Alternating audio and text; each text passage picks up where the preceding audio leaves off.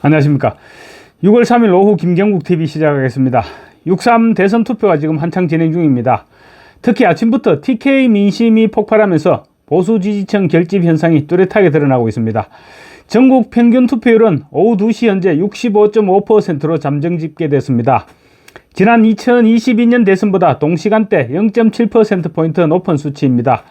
사전투표율이 34.74%로 지난 대선 때의 36.93%에 비해서 2.19%포인트 낮았다는 점을 감안할 때 본투표율은 지난 대선보다 2.9%포인트 가까이 높아진 셈입니다. 현재까지의 투표율로 본다면 확실히 지난 대선 때보다는 투표율이 높아질 것으로 전망됩니다. 특히 이번 대선은 보궐선거인 관계로 투표 시간도 저녁 6시가 아닌 8시까지로 2시간이 연장되어 있습니다. 사전투표율이 저조했던 영남 지역에서는 본투표에 불이 붙으면서 투표율이 급격하게 높아지고 있습니다. 그래서 지금 지난 대선 투표율을 따라잡고 있는데 서너시 정도면 지난 대선 동시간대 투표율을 따라잡아서 추월할 수 있지 않을까, 그렇게 전망이 됩니다. 지역별로는 전남이 76%로 가장 높고 부산이 62.1%로 가장 낮은 것으로 집계됐습니다. 사전투표 결과가 합산되면서 지역별 투표율에서는 호남이 다시 투표율 측면에서 선두로 나서고 있습니다. 나머지 지역은 서울 64.9, 대구 63.3, 인천 63.7, 광주 74, 대전 65.3, 울산 64.4, 세종 70, 경기 65.3, 강원 66.3, 충북 64.2, 충남 63.4, 전북 73.8, 전남 76, 경북 65.2, 경남 64.1, 제주 63.3%를 각각 기록하고 있습니다. 대구가 지금 63.3%로 전국 평균에 미치지 못하고 있습니다. 그렇지만 사전투표율이 워낙 저조한 탓도 있습니다. 대구의 사전투표율은 25.63%로 지난 대선 때 당시의 33.74% 대비 7.71%포인트나 낮았었습니다. 그런데 오후 1시 기준으로 볼 때 대구 투표율은 지난 대선보다 2.8%포인트가 낮은데 저조했던 사전투표율을 제외하고 본다면 본투표는 지난 대선보다 무려 4.91%포인트가 높은 그런 상황입니다. 시간이 흐를수록 지난 대선 투표율을 능가할 것으로 볼 수 있는 근거입니다.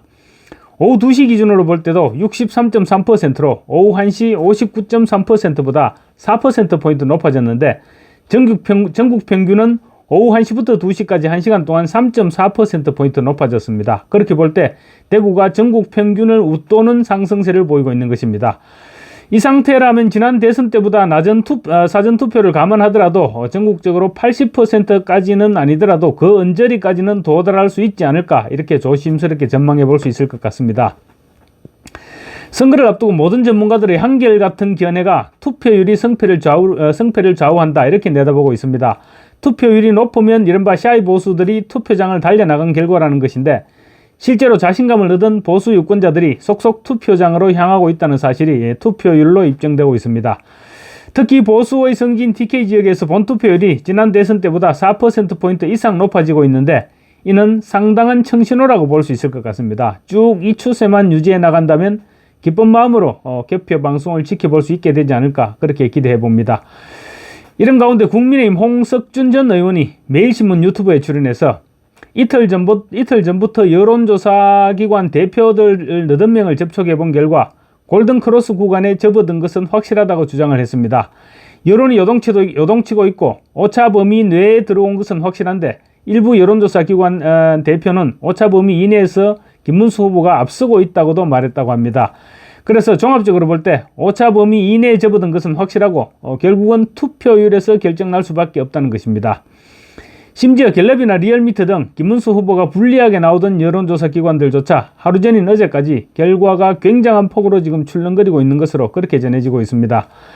그런데 지금 여론조사 기관들의 공통적인 분석은 여성층에서 여론이 굉장히 많이 달라지고 있다는 것입니다. 이재명 아들의 음란 댓글, 그러니까 젓가락 논란은 주로 젊은 여성층에서 폭발하고 있는데 고졸공순이 출신 설란영 여사를 비하한 유시민의 발언은 전 연령층의 여성들이 반발하고 있고 특히 중장년층 여성들은 엄청나게 분노하고 있다는 것입니다. 그래서 분노 투표로 연결되면서 지지율에 엄청난 격차가 벌어지고 있는데 그런 부분들이 이재명에게 치명적일 것이라는 분석입니다. 유시민의 발언은 민주당 핵심 지지층인 노동계도 흔들어 놓았습니다. 특히 김문수 후보가 노동운동의 전설로 불릴 정도로 노동 친화적이라는 측면에서 설란영 여사에 대한 유시민의 노동계 비하 발언과 연결되면서 이재명의 핵심 지지층이 흔들리고 있는 것입니다. 노동계나 여성계의 표심 이동은 한 표가 두 표의 효과입니다. 이재명으로부터 김문수로 표심이 바뀌는 것이기 때문에 두 배의 효과로 나타나게 되는 것입니다. 원래 남성보다는 여성들의 이재명 지지율이 높았는데 그런 여성들의 표심이 김문수 후보에게로 급격히 쏠리고 있고 보수 결집 현상도 지금 갈수록 뚜렷해지고 있습니다. 황교안 전 총리도 그제 후보를 사퇴하면서 김문수 후보 지지를 공식 선언했고 전직 대통령들도 적극 나서고 있습니다. 특히 박근혜 전 대통령이 영남에서는 상대적으로 지지세가 약한 것으로 지적되어 온 부산, 울산, 경남을 어제 방문해서 보수 우파 결집을 독려했습니다. 그리고 결정적으로 오늘 TK 투표율이 급등하고 있는데 만약에 대구 경북에서 국민의힘이 목표로 내세운 8080 그러니까 80% 투표에 80% 득표를 달성하게 된다면 승리의 발판이 될 것입니다. 근데 지금 추세로 봐서는 80% 투표까지는 좀 힘들지 않겠느냐 뭐 그런 전망도 나오기는 하고 있습니다. 어쨌거나 결국은 투표율이 관건이 되는 것입니다. 그리고 유시민의 망발과 이재명 아들의 젓가락 파문 등과 함께 막판에 터진 이재명의 리스크는 오늘 투표가 끝날 때까지 작동될 것입니다. 우선 오전 방송에도 말씀드렸지만 이재명과 민주당의 오만입니다. 투표가 끝나기도 전에 대선 승리를 예상하고 오는 5일 본회의를 소집해뒀습니다. 내일 모레죠. 본회의에서 처리하려고 하는 법안은 일명 이재명 무죄법과 보수괴밀법입니다. 선거법상 허위사실 유포 가운데 행위 부분을 삭제해서 재판 중인 이재명의 선거법 위반 사건에 대해서 대법원의 제3고심이 선고되기 이전에 면소시켜버리겠다는 것입니다. 민주당이 내일 모레 5일로 본회의 날짜를 잡은 것이 어제입니다. 그러니까 대선이 끝나기도 전에 이미 국민은 안중에도 없다 이런 사실을 자백한 것입니다. 그리고 각종 특검법을 통해서 보수 진영을 말살시키겠다고도 합니다. 국민들이 모를 것 같지만 모두 다 알고 있습니다. 그리고 세계적인 투자자 짐 로저스가 이재명을 지지했다는 사기도 막판에 지금 터져나온 악재입니다. 짐 로저스 회장의 민주당 지지선언문을 북한 평양 과기대 송경호로부터 전달받아서 낭독했던 김진향 전 개성공단 이사장은 지지선언은 사실이다 이렇게 계속 강변하고 있습니다. 그렇지만 짐 로저스 본인이 나서서 나는 그런 사실이 없다고 밝히고 있습니다. 사람들이 누구 말을 믿겠습니까? 민주당이 지금 이제 국제사기꾼이 되어가고 있는 것입니다. 김진향 씨가 대독한 지지선언문에서 로저스 회장은 한반도의 평화와 번영을 위해 이재명 후보를 지지한다. 저는 이재명 후보가 대한민국뿐 아니라 전 세계의 평화를 실현할 수 있는 지도자라고 믿는다라고 언급한 것으로 그렇게 낭독을 했습니다. 그런데 로저스 회장은 국내 언론들과의 이메일 그리고 화상통화를 통해서 지지선언문을 전혀 알지 못한다. 완전히 사기다라고 밝히고 있습니다. 아예 해당 지지선언문 자체를 알지 못한다고 밝히고 있는 것입니다. 이에 따라서 민주당이 사실 확인 없이 유명인의 명의를 도용해서 허위 사실을 유포했다는 비판이 제기되고 있습니다. 영국 국적의 송경호라는 인물이 개입한 것도 문제입니다. 송경호는 북한 평양 과기대 국제금융경제학부 교수입니다. 북한 체제에 대해 옹호하고 있는 사람입니다. 송경호가 비록 영국 국적이기는 하지만 북한의 개입을 의심하지 않을 수 없게 된 것입니다. 그렇다면 결국 민주당과 이재명은 북한의 개입에 놀아난 꼴이 됩니다. 김진향은 선거가 끝나면 모두 밝히겠다고 하는데 그 선거 끝나고 난 뒤에 밝히는 게 무슨 소용이 있겠습니까? 선거가 끝나면 그 부분에 관심을 가질 사람도 없습니다. 결국은 어떻게든 위기를 모면해보겠다는 그런 생각뿐인 것입니다. 어제 이재명이 직접 자백한 대법원 내통 역시 막판 악재입니다. 이재명은 어제 김어준의 유튜브 방송에 출연해서 대법원과의 소통을 통해서 선거법 위반 대법원 상고심 선고를 앞두고 대법원 쪽에서 신속하고 깔끔하게 무죄 처리한다는 언지를 받았는데 선고 내용이 바뀌어서 황당했다 이렇게 유튜브 방송을 통해서 밝혔습니다. 일종의 자폭이었습니다. 그런 사실이 있었다면 공무상 비밀 누설이고 없었다면 허위사실 공표입니다.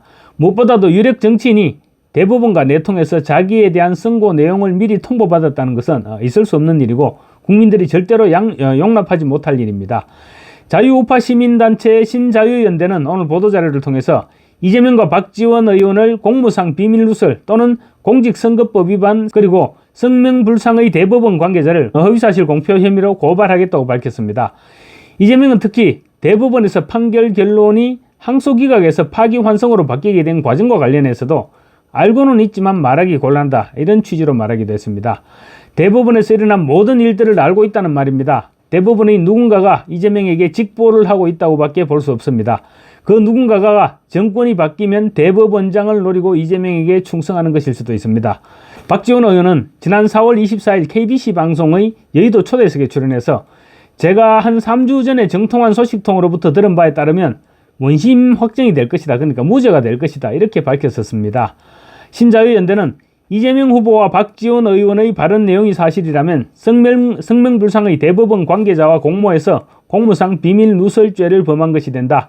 만일 이 후보의 발언 내용이 사실과 다르다면 이 후보는 대중으로 하여금 자신에 대해서 사법부에 의해 탄압받는 사람이란 인식을 하게 해서 자신을 당선시킬 목적으로 허위의 사실을 공연히 적시한 것이 되므로 공직선거법상 허위사실 공표죄가 성립한다고 주장했습니다.